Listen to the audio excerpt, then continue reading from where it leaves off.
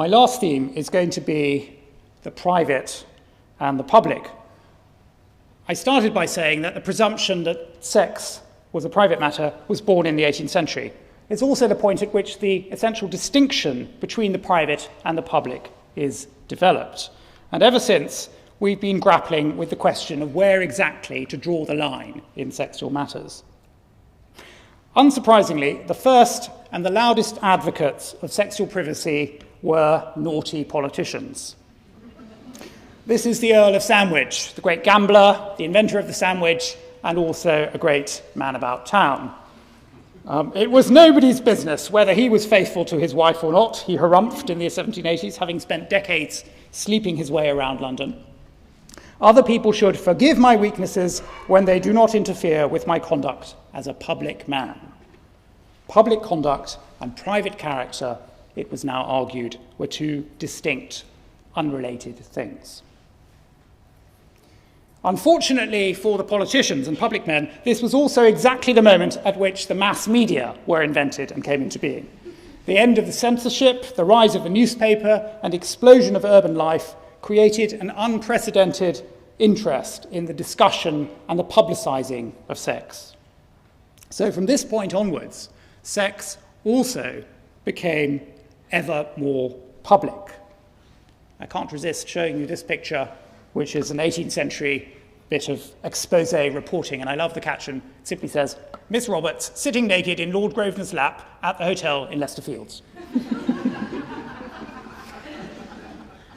Now, all the tricks of the modern mass media were born at the same time as the mass media. They were invented in the 18th century.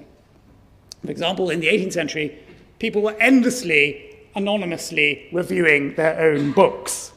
James Boswell, great example, would write something anonymously. He would dedicate it to himself, fulsomely, pages and pages in dedication at the beginning to James Boswell, great guy. And then he would review his own work anonymously in the papers and hail it as a book of great genius. Or another great example, Mary Rudd, a courtesan of the mid-18th century, actually a lover at some point of Boswell's, also anonymously reviewed one of her own books and hailed it as, quote, one of the most spirited and at the same time the most elegant and temperate compositions ever written. Although this may be regarded as a puff for the book, she concluded, it is, however, different from all other puffs in one respect. It is literally true. And so all this combines to make the 18th century equally the first age of celebrity memoirs. Let me give you one example. This is a celebrity called Margaret Leeson. This is her in her prime when she was one of the leading courtesans of 18th century Dublin. A few decades later, she found herself down on her luck. So what does she do? Like any modern celebrity since then, she cashes in by writing her memoirs.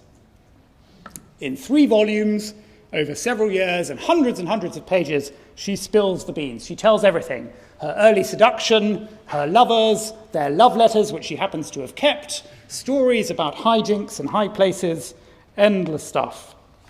No wonder it was a great bestseller. And there were many like that. All this was very bad news for politicians who jilted their lovers.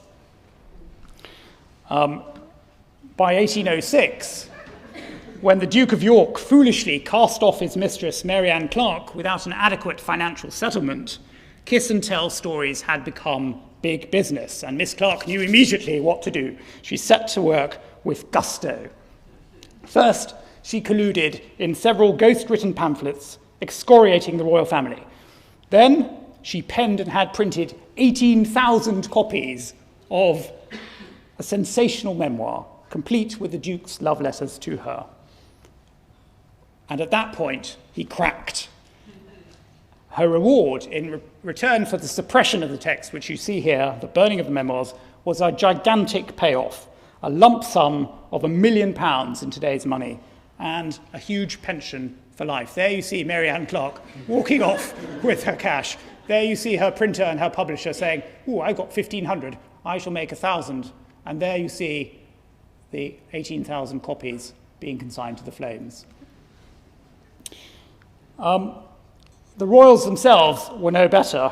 When a few years later, George IV tried to divorce his wife, Queen Caroline, for infidelity, she struck back with a huge campaign of public mudslinging about his own affairs.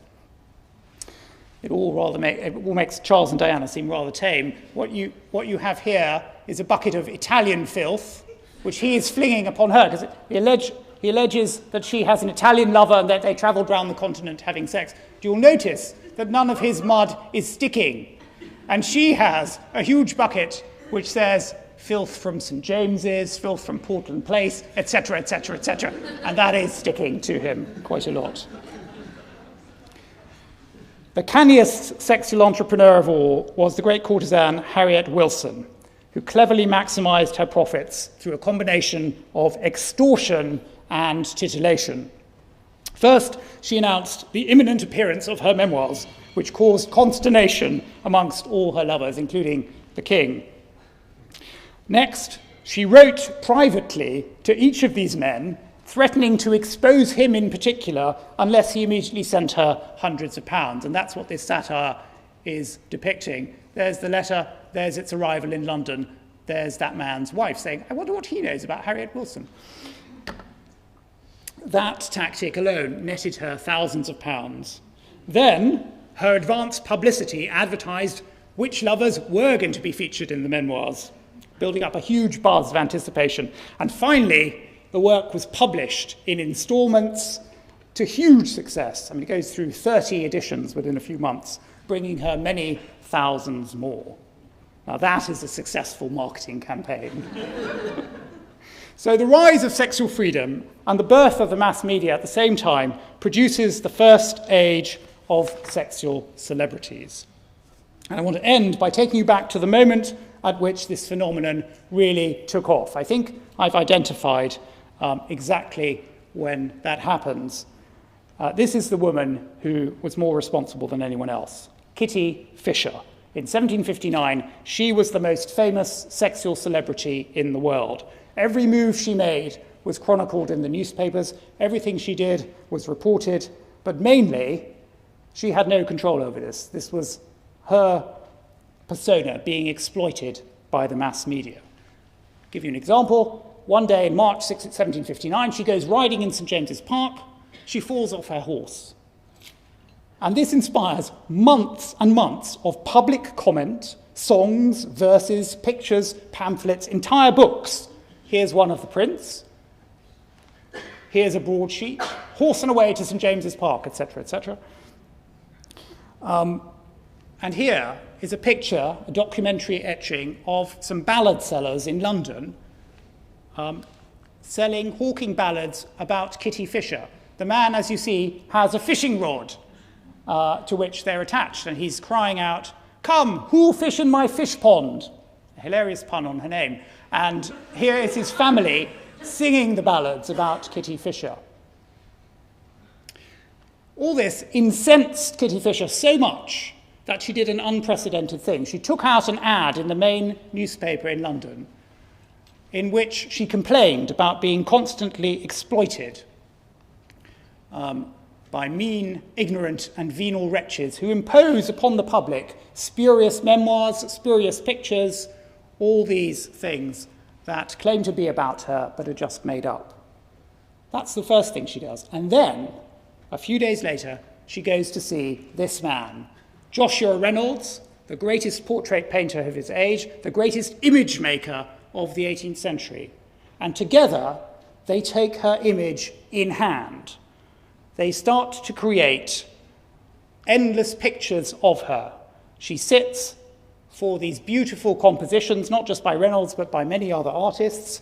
Those are exhibited to the fashionable world so that people can see her as she wants to be seen. Here she is as Cleopatra, trying to impressing Mark Antony by dunking a priceless pearl in wine. And there on the right is one of the mass market engravings that are immediately rushed out so that people in their thousands can buy pin-ups of Kitty Fisher, as they later then did of every other celebrity in their thousands. You could even buy this tiny, tiny image, it's about that big, for a man to put in his pocket watch, so that instead of carrying around your sex symbol on your mobile phone, 18th century man would keep her concealed in his pocket watch or in his snuff box and just open it whenever he felt like gazing upon her. I want to end with this image, which is the image on the front of my book. It's my favourite image of Kitty Fisher, and it epitomises all these things. There we see her gazing out seductively at us. There we see another hilarious pun on her name, Kitty Fishing. But most importantly, look there. That is a reflection of a window. That reflects the window of the room in which she is standing. It reflects her life in the goldfish bowl. And very, very dimly, you can just see there a crowd of people pressing in upon her, peering in, trying to get a glimpse of her. It's a wonderful epitome of the nature of modern celebrity and of the new world that was created by the first sexual revolution. Thank you very much.